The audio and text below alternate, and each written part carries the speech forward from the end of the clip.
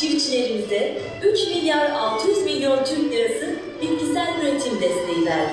Aslına bakarsan bak %30 civarında bu 25 milyon hayvanın %30'u civarında sürekli hareket halindedir. Diyarbakır ili birçok alanda önemli bir şehir. Sayın Valim, malumunuz 3. tarım şura kapanışından sonra Sayın İl Koyun Keçi Yetiştiricileri Birlik Başkanı, dünyada tarımın ilk yapıldığı yer ve bölgede Türkiye ve Diyarbakır'dır.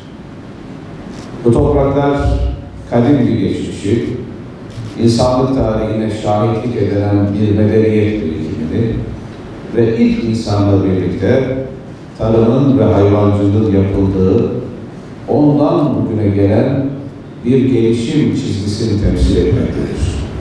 Şüphesiz bizlerin yapması gereken, sahip olduklarımızı en yüksek verimle değerlendirmek, verim ve üretim miktarını bu anlamda en öteye taşımaktır. Bu da akılla ve bilimle olur. Eğitimle olur.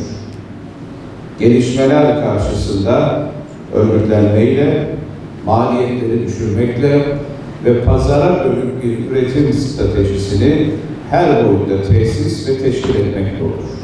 Türkiye, 2002 yılından bu yana bütün genel başlıklarda olduğu gibi tarımda da çok büyük bir sıçrama, dönüşüm ve aşama kaydetmiştir.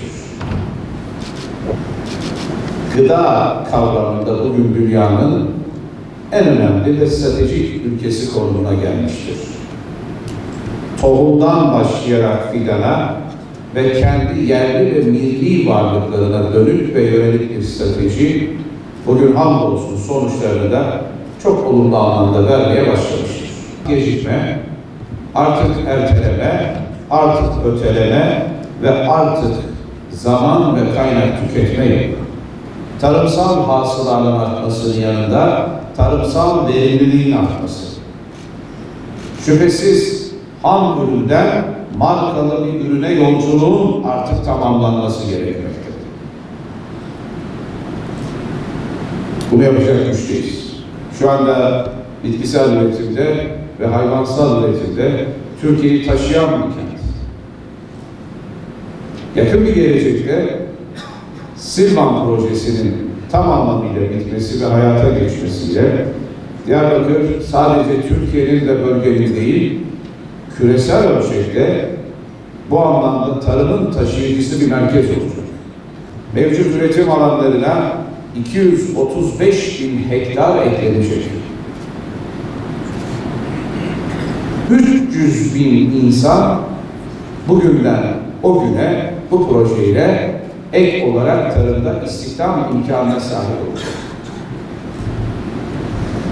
Ve sabit endekslenmiş değerle Diyarbakır ekonomisine bu 1,5 milyar Türk lira doğrudan bir gelir artışını sağlayacak.